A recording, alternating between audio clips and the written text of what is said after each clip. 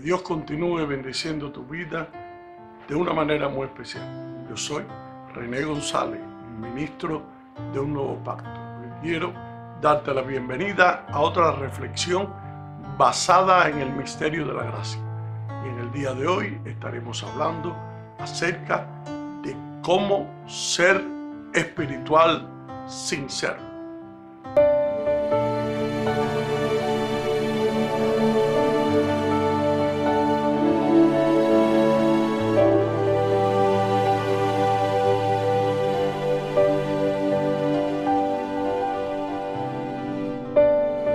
A lo largo de la vida crecemos en dos vías paralelas y ambas son muy buenas y muy necesarias, pero son completamente diferentes.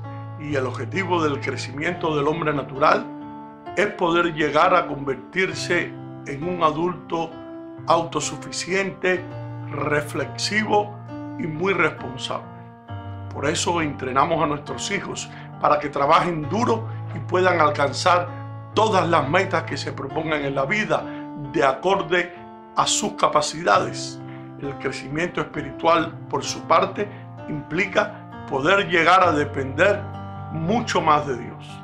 Y esto nos lleva a la humildad, pero es crucial e implica rendirse, decir, no puedo yo solo, pero con tu ayuda sí lo voy a hacer. Muchas veces nos metemos en problemas cuando tratamos de crecer espiritualmente utilizando los mismos mecanismos que podemos usar para crecer naturalmente. Los recursos espirituales que están a nuestro alcance para llegar a ser cristianos espirituales y no carnales ni niños se refiere a las cualidades que nos capacitan para poder llevar a cabo lo que es apropiado y bueno para cada uno de nosotros y para los demás que nos rodean. Estas personas son parte de la familia de Dios. Él los llama hermanos. Y ese es el problema. Aunque tienen el Espíritu Santo, a diferencia del hombre natural, no se están comportando como espirituales, sino como carnales. Eso son gente carnales, como cristianos inmaduros, o sea, esos son niños. En 1 Corintios 2:14 la Biblia nos enseña, pero el hombre natural no percibe las cosas que son del Espíritu de Dios, porque para él son locura y no las puede entender, porque se han de discernir espiritualmente. En cambio, el espiritual juzga todas las cosas, pero él no es juzgado de nadie. Hay un debate significativo sobre si se puede haber tal cosa como ser cristianos carnales. Algunos dicen que es una contradicción de términos y que Pablo realmente está diciendo que estos carnales no son cristianos del todo. Pero sin embargo, claramente los llama hermanos y dice que son niños en Cristo. ¿Cómo se pueden usar esos términos acerca de alguien que no es un cristiano? Estos cristianos hasta cierto punto están pensando y actuando de acuerdo con la carne, no de acuerdo con el hombre interior, o sea, con el hombre espiritual. Por supuesto, la carne no domina cada aspecto de sus vidas, de lo contrario, no tendrían evidencia de haber nacido de nuevo. Pero Pablo está señalando problemas donde claramente están pensando y actuando aquellos hermanos que se comportan como carnales. Eso es una actitud carnal, dice el apóstol Pablo. El cristiano carnal es un hijo de Dios nacido de nuevo y en camino al cielo, pero está viajando en tercera clase. Romanos 7 es un retrato del cristianismo carnal, habitado por el Espíritu, pero dominado por la carne. Cuando se habla de una persona carnal, significa que está caracterizado por la carne. Habla de uno que puede y debería hacer las cosas diferentes, pero no lo hace. El apóstol Pablo dice que los corintios eran sarquicos, o sea, carnales. Pablo ha hablado a nosotros acerca de tres categorías de hombres. Existe el hombre natural, que lo podemos ver en Corintios 2:14, quien sigue el patrón de Adán y rechaza las cosas del Espíritu. Y está el hombre espiritual, lo podemos ver en Corintios 2:15, quien conoce las cosas de Dios. Y existe el hombre carnal, quien conoce las cosas de Dios, pero sin embargo, en forma significativa, aún se comporta a través de la carne. ¿Cuál de eso eres tú? ¿Cómo trataba Pablo a los creyentes carnales? Dice, os di a beber leche y no vianda, porque aún no erais capaces, ni sois capaces todavía. Pablo mantuvo su enseñanza en lo básico, a pesar de que tenía una visión inflada de su espiritualidad. Ellos creyeron que estaban listos para las cosas más profundas, pero no estaban viviendo más profundamente en las básicas, que él ya les había predicado. La diferencia entre leche y vianda es una de grado, no de tipo. Cada doctrina que puede ser enseñada en un seminario puede ser enseñada a niños, aunque no con las mismas palabras. No existen dos evangelios, uno para los estudiados y otro para los no estudiados. No hay parte del evangelio que estemos autorizados a esconder de las gentes, aunque no sean maduras. No es que Dios estaba previniendo a los corintios de recibir la vianda que Pablo tenía para darles. El problema real era la atracción de los corintios por la comida chatarra. Era una comida que no era espiritual, era basada en sabiduría y elocuencia del hombre. Estaban tan llenos con esta comida chatarra que no eran capaces de la vianda espiritual que Pablo le quería dar. Algunos cristianos en la iglesia actual solo se alimentan de comida chatarra espiritual, pero hay otros que son bendecidos grandemente cuando reciben una comida espiritual de vianda. Pero otros, cuando se presentan con vianda, no son capaces porque sus paladares espirituales están tan acostumbrados a comida chatarra, o sea, a la religión. Es todo lo que ellos pueden saborear, porque es a lo que ellos están acostumbrados. Ahora, ¿qué es lo que se entiende por ser un cristiano espiritual? Hay muchos cristianos que tratan de ser espiritual sin serlo y vienen a la congregación y se fijan de aquellas personas que son espirituales y tratan de comportarse con ellas, pero en realidad no lo son. Espiritualidad se refiere a las cualidades que nos inspiran a llevar a cabo lo que es apropiado y bueno en el propósito de Dios para con nosotros y para los demás. Mi intención es simplemente poder mostrar cómo estos recursos espirituales pueden ser utilizados en la construcción del cuerpo de Cristo, que es la iglesia del nuevo pacto, para poder llegar a construir resultados muchos más deseados. Escuche bien, yo quiero resaltar el valor potencial de poder aplicar los recursos espirituales y llegar a ofrecer algunas sugerencias para el uso de estos recursos en el crecimiento de tu hombre interior, creado según Dios en la santidad de la verdad. Es muy importante que definamos qué es ser espiritual. Hay algunos conceptos equivocados sobre lo que es ser una persona espiritual. Algunos, por ejemplo, piensan que significa no tener o no acumular ninguna posición material y poder llegar a apartarse del mundo actual en el cual nos ha tocado vivir. Pero si eso sería ser espiritual, usted y yo jamás seremos espirituales, porque tenemos el closet lleno de ropa, porque no tener posesiones materiales no es sinónimo de ser una persona espiritual. Algunos piensan que el que tiene un puesto o se congrega en una iglesia, esa es una persona espiritual. Pero hemos conocido a muchos que regularmente se congregan en las iglesias y tienen puesto, pero no son espirituales. Y los que nunca tienen un puesto en la iglesia, entonces ¿qué?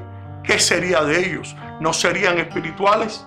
Hay quienes también piensan que buscar a Dios sobre cualquier camino, por medio de cualquier religión, eso es ser espiritual. Entonces, ¿cuál sería la diferencia entre ser espiritual y no serlo? Escuche con mucha atención. Esto es lo que los inconversos suelen decir, que todos los caminos llevan al cielo. Pero esa es una falacia, esa es una equivocación, porque no todos los caminos llevan al cielo. Es más, la Biblia dice en Juan capítulo 14, versículo 6, yo soy el camino, la verdad y la vida. Nadie llega al Padre sino por mí. El único camino que existe es Jesucristo, el Hijo de Dios. Eso es muy importante poder llegar a entenderlo. ¿Y qué es lo que la Biblia nos enseña al respecto? Definir lo que es ser un espiritual será determinante en nuestra vida cristiana, porque un concepto equivocado siempre producirá una reacción y una conducta equivocada. Si nos apegamos al concepto bíblico de lo que significa ser espiritual, conoceremos verdaderamente cuál es el plan y el propósito que Dios tiene para cada uno de nosotros, y encontraremos la vida y la paz verdadera que hay en Cristo. En la Biblia hay una iglesia muy carismática, es decir, muy llena de los carismas del Espíritu Santo. Esa es una iglesia donde se manifestaban todos los dones del Espíritu Santo, donde se hablaron lenguas extrañas, se bendecían en lenguas extrañas y cantaban en lenguas extrañas. ¿Te parece alguna de las iglesias actuales? Una iglesia que llamaríamos en el día de hoy iglesia que se manifiestan mucho los dones espirituales, pero sin embargo el apóstol Pablo les escribe como si fueran la iglesia más carnal de la época. Entonces, ¿qué es lo que sucede? No basta entonces con tener los dones del Espíritu Santo funcionando para poder llegar a ser una persona espiritual. Definitivamente no. He visto muchas personas que tienen diferentes dones del Espíritu Santo en nuestras congregaciones y llevan una vida sin ninguna reputación cristiana.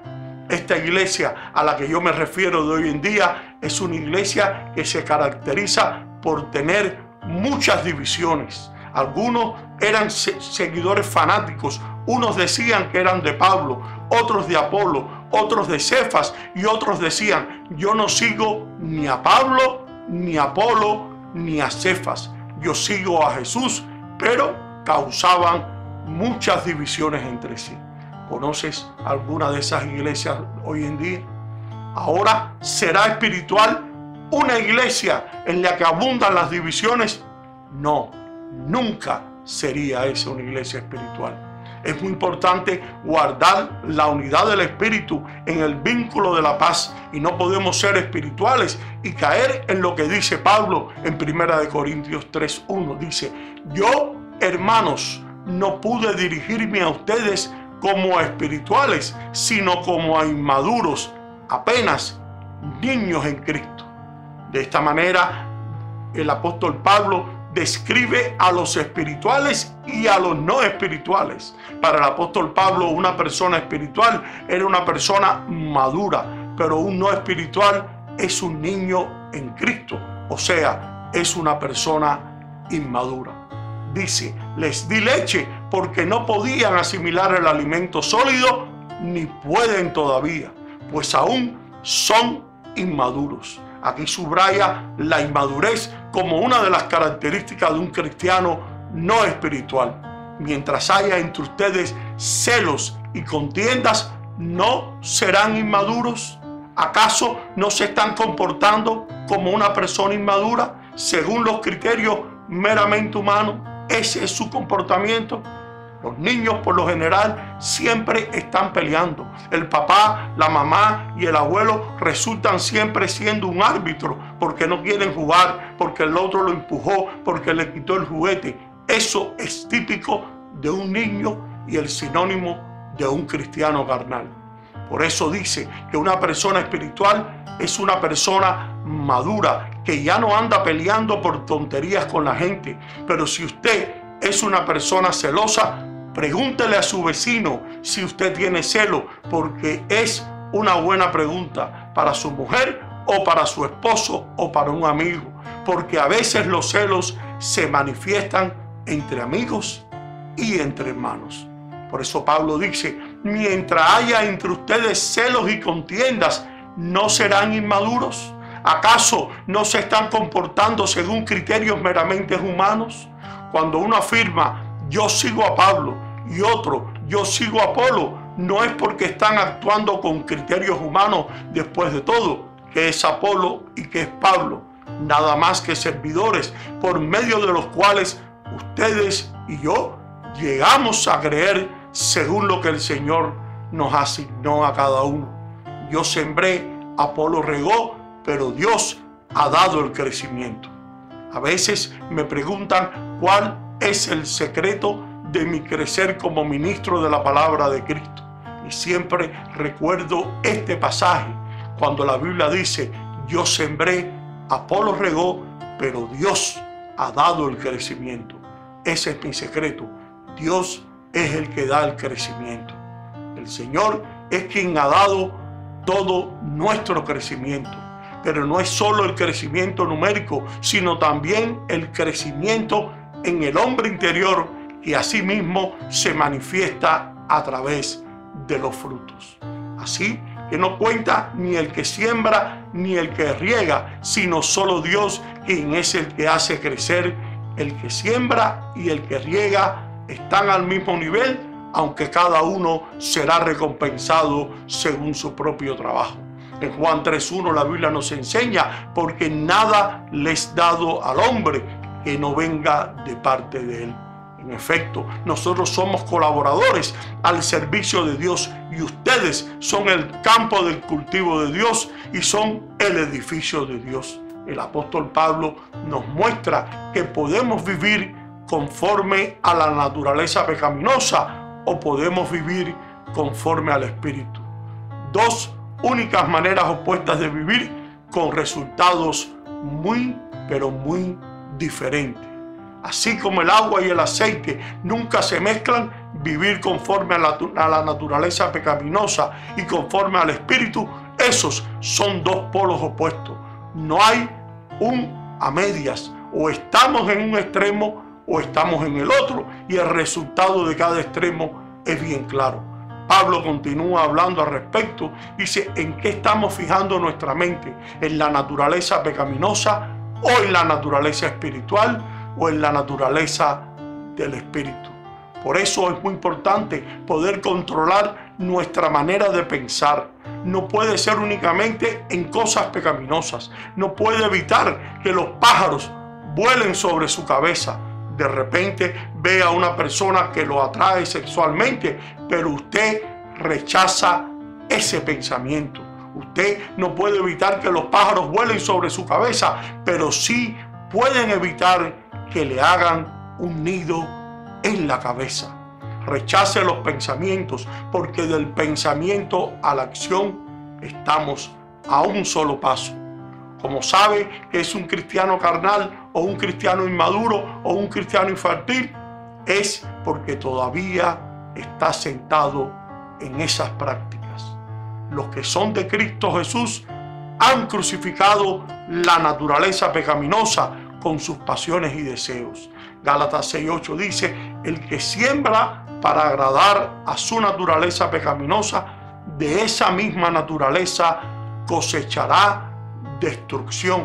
El que siembra para agradar al Espíritu, del Espíritu cosechará vida eterna. Mi esperanza es que te sirva a ti tanto como me ha servido a mí, te sirva conocerte a ti mismo para poder despertar tus sentimientos, para liberarte de tu parte egoísta y llegar a comprender el motivo de tu vida, de las cosas que te han ocurrido y te continúan ocurriendo, para que tengas esperanza, para que comprendas mejor a los demás y puedas llegar algún día a quererlos y amarlos así como Jesús te amó, para que entiendas el mundo en el que vives, para que puedas sacar hasta de la mayor desgracia el mayor provecho para tu evolución en el amor en el Señor. En definitiva, para que seas tú mismo libre, consciente, para experimentar el amor auténtico, el amor incondicional, y que seas por tanto cada día mucho más feliz, que esa es una señal de que tu hombre interior está creciendo y que la paz de Dios rige tu vida. Y espero que esta enseñanza te haya sido de gran bendición para tu ser interior y la puedas poner en práctica en tu diario caminar en el Señor. Y ahora me despido hasta una próxima ocasión. Bendiciones y gracias por tu sintonía.